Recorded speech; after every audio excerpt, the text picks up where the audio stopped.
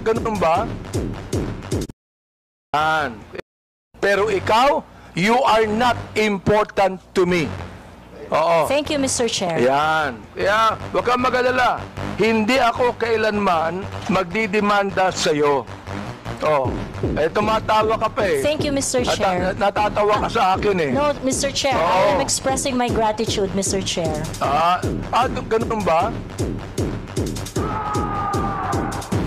You made a statement against me. Ang sabi mo, ganito, kung abante, paswelduhan ka ng taxpayer, tinawag mo akong tinawag mo akong ba't mo ginawa sa akin yun?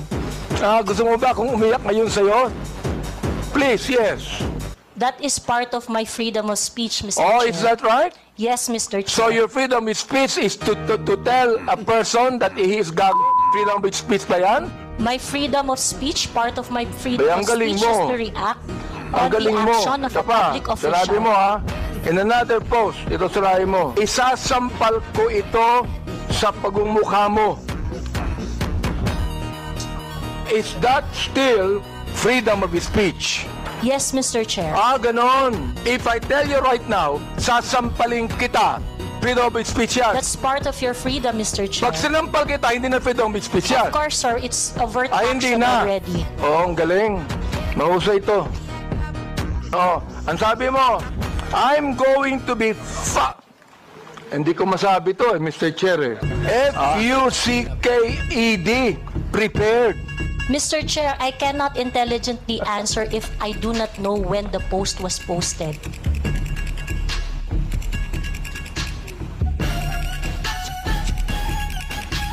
You can post something today and you forget that tomorrow. Am I right? That is correct, Mr. Chair. That's very likely. You hated me. Hindi pwedeng sabihin mo sa akin na you love me. Is that the person that you said that you love me? I love you and because of that, isasampal ko ito sa'yo. At the very most, I do not like your performance as a member of the 19th Congress. But hate is such a powerful word. Mr. Chair, if you think that you are violated by my exercise of my freedom, you would have your right and No, court. don't worry. I'm not going to charge you. If I charge you in court, matatalo ka eh. Pero hindi. Kayo po mga vlogger natin, do you agree with what Miss Joey Cruz said? I'm a bit forgiving on those, Mr. Chair, because sometimes people are so expressive that we tend to say things. And I could cite your example on the last hearing. You mentioned something as well. Gusto kong sabihin ngayon, Mr. Chair, publicly. Ikaw ang binalik ko lang sa kanya eh. Siya ang unang nagsabi. Nasa public eye din po kami, gaya po ninyo. So, whatever content or opinions that we also post online, nakaka-receive din po kami ng mga gaya ninyo na masasakit na salita. Kaya naiintindihan po namin kung saan din kayo nanggagaling. However, ang difference lang po natin, ang atake sa amin personal, ang atake po sa inyo, on your official function. Hindi ako binabas ng sino man bago ang Quadcom. Bakit kaya? Di ba? Share if I may. Hindi ako nababas eh. Ngayon lang talaga. Miss Cruz, wala akong karapatang tawagin kitang gago. And I respect your opinion, Mr. Chair. Not my opinion. That is my belief. I respect your belief, Mr. Chair. Iba yung belief. Marami ring bashing ang binigay ni Miss Cruz kay Congressman Ace Barbers eh. Mr. Chair, I would just like to inform the court that there is a pending action that I have against Ace Barber. So I would like to invoke the sub judice rule on that matter. Wala namang kasong pinail eh. No, Mr. Chair, I filed a libel suit against Congressman Barbers. Kay Ace Barbers. Yes, Mr. Chair. Oo. Huwag ka na mag-file ng libel suit sa akin. Wala naman akong sinabing masama sa iyo. Gusto ko lang malaman ng mga tao na walang basihan itong ginagawa mo. Para sa akin, sapat na nakabayaran sa'yo. Abogado ka pala na nagtuturo sa Ateneo. At sinasabi mo, ang diferensya ng private sa public figure Pagka public figure ay hindi basta-basta. Kahit nabirahin mo, parang may lisensya ka na, parang gano'n sinasabi mo. Pero pag private, talagang kinakailangan. Kaya lang nung ikaw ay nag-vlog, ito yung title ng vlog mo sa akin eh. Huwag maniniwala sa pakulo at panlilinglang ni Marcoleta. Ano ang panlilinglang ko, attorney? Public figure ako, pero kailangan malaman ko sapagkat dito lang may malis ka na eh. Una, hindi mo ako kilala. Ikaw, hindi rin kita kilala. Pero dito lang sa title na title pa lang. Huwag maniniwala sa pakulo at panlilinlang ni Marcoleta. Attorney, kahit kailan wala akong nilinlang na mamamayan ng Pilipinas. Wala kang karapatan na akusahan mo ako ng ganito. Kung ang pinag-uusapan ay gusto mo lang mainformahan ang mga nagpapalo sa iyo kung sino-sinong maraming nagpapalo. Pwede mo ba sagutin ito muna? Ano yung panlilinlang na sinasabi mo rito? Marami na po kasi akong naging hindi ko ano yung particular na Ito pakikita ko sa iyo, ayan hindi ko po alam kung anong particular doon na Attorney, gumawa ka ng vlog. yes po, ako po Responsibilidad mo sa public ito, lalong-lalo na yung naniniwala sa iyo. Hindi ako maniwala kung paano mo silang napaniwala. Pero itong sinabi mong ito, may pakulo ako at panlilin lang. Ito yung sagutin mo. Hindi ako naniniwalang hindi mo naaalala ito. Mr. Chair? Mr. Chair? Actually po, doon yata yan sa rally ng Iglesia ni Cristo na naging subject din ako po ng programa ninyo sa yung 20 kasama Honorable Congressman Marcoleta. Ako po yung naging subject nyo doon ni Saganang Mamamayan. Kasi ako yung nag-comment na sabi ko, dapat yung Iglesia ni Cristo, kung talagang malaki yung mobilization nila, doon nila gawin sa Luneta. Huwag sa Liwasan. Yun yung kasi, pag sa Liwasan... Attorney, kasi huwag mong nililihis ang usapan. Ang pinag-usapan, yung panlilin lang na sinasabi mo at pakulo. Walang kinalaman yung rally ng INC dito. Doon ko po kita, Honorable Congressman Marcoleta. Anong panlilin lang ang ginawa ko doon sa rally? Yung po yatang speech nyo doon Hindi sa pa stage. yata, kailangan siguruhin mo. Nagsalita ako doon, anong parte ng speech ko ang nilinlang ko ang mamamayang Pilipino? Honorable Congressman Marcoleta, yung reaction ko po yata, yung speech nyo po doon sa Ano stage. nga, kung alam mo yung speech ko, ano yung panlilinlang doon? Tingnan ko po dito sa ano ko, kung ano yung... Ang dami ko na po kasing naging content tungkol sa Hindi ganun. Ako kapag sinabi ko, alam ko ang pinagbabasihan ko. Kahit matagal na yon, maaalala ko. Pag nilinlang ako ng isang tao, alam ko. Problema sa inyo, hindi ko nilalahat ng vloggers, Ako, hindi ko minamasama yung vlogs. Yan ay part ng, ng ating free speech. Expression. At yan ay ginagaranti ng ating saligang batas. Totoo naman na kapag public figures, hindi dapat balat sibuyas. Hindi kagaya ng balat sibuyas ni Kong Barbers, alam ko yan. Pero hindi nangangahulugan. Kailangan i-establish ninyo. I-establish mo. Ikaw ay abogado pa rin, kagaya na sinasabi mo, nagtuturo ka pa sa isang reputableng institusyon. At pagkatapos, tinatanong ko lang ngayon, ikaw ang nagbablog,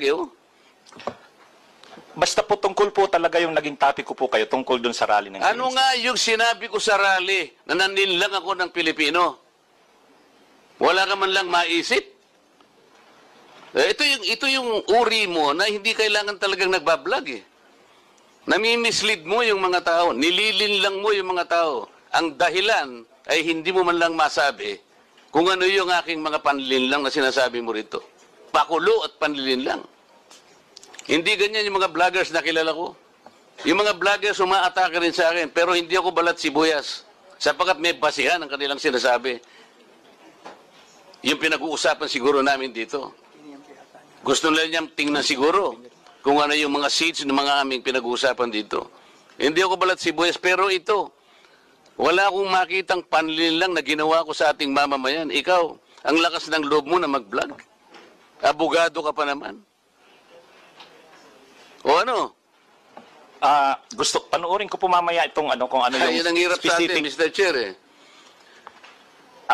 Ano po kasi, Isip-isipin mo, bigla ka na lang gagawa ng isang vlog na ngayon ay tatanungin kita ng diretso, wala ka man lang masabi, kahit isang panlilin lang. At ang inaakala mo, baka sakaling doon sa rally. maraming, Ibig mo sabihin, naharap ako sa rallying pagkalaki-laki para manlinlang lang ako ng mamamayang Pilipino? Hindi ka karapat dapat na abogado eh. Hindi ka dapat magturo sa Ateneo. Sinasabi ko sa iyo ngayon. Ako hindi ko inaukusahan ng mga vloggers. Kahit masasakit ang sinasabi nila, ngunit merong basihan. Meron silang pinagmumulan na basihan. Kamukha nung isang vlogger, Mr. Chair. Nakita niya yung isang tarpaulin, isang billboard na-install doon sa SLEX. Isang female vlogger, Mr. Chair, napanood ko. Etong si Marcoleta kanya, walang kahihiyan ito Tanga pala eh. At ikinahihiya na rin siya ng mga kapatid niya sa Iglesia ni Cristo. Sapagkat, akalain mong gagawa siya ng billboard, isasama niya kanya si Pastor Kibuloy. Hindi ba niya alam na si Pastor Kibuloy ay ganyan. So, kinakailangan, Mr. Chair, nasagutin ko. Ang pagkakasabi ko lang po, nasagutin ko. Miss ka ako, hindi kita kilala, pero medyo nasaktan lang ako, pero gandun na lang, pagpapasensyaan na kita, sapagat ako'y public figure. Kung kulang ka ako ang ginanito mo, okay lang eh. Kaya lang kita sasagutin sapagkat yung mga nakikinig sa'yo, baka malin lang mo. Baka sila'y mailigaw mo sa paniwala na ako nga ang gumawa ng billboard na yan. So ipinaliwanag ko, Mr. Chair, hindi ako ang gumawa ng billboard na yan.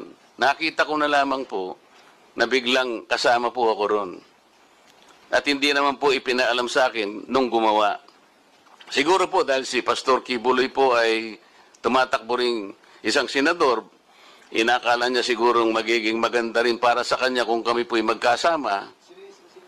Ako naman po'y wala namang magagawa tungkol doon. Pero hindi ko na po, wala na po akong reaksyon sapagkat public figure nga po ako eh. Lahat kami ay tatamaan. Ito nga po yung napakagandang pagkakasalita po sa Korte Suprema eh. Mr. Chair, basahin ko lang, maliit lang po ito.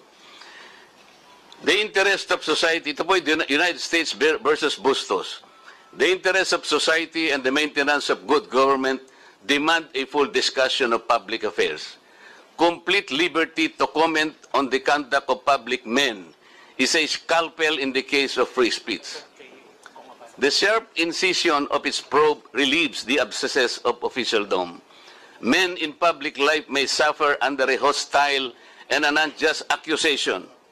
The wound can be assuaged with the balm of a clear conscience. A public officer must not be too thin-skinned with reference to comment upon his official acts. Kaya kaya ko na lang siyang itolerate, Mr. Chair, yung babaeng yun eh.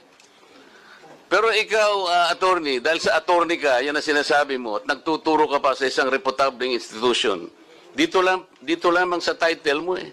Huwag maniniwala sa pakulo at panlilin lang ni Marcoleta. Pagkatapos tatanungin kita ngayon, kung anong panlilin lang ang ginawa ko, wala ka man lang masabi. Kaya naman kitang idemanda pero hindi na kita pagtitsagaan eh, kung ikaw lang. Gusto ko lang malaman ng mga tao na walang basihan itong ginagawa mo. Para sa akin, sapat na nakabayaran sa'yo. O total, hindi na siya makakibo, Mr. Chair. Tatigilan ko na siya.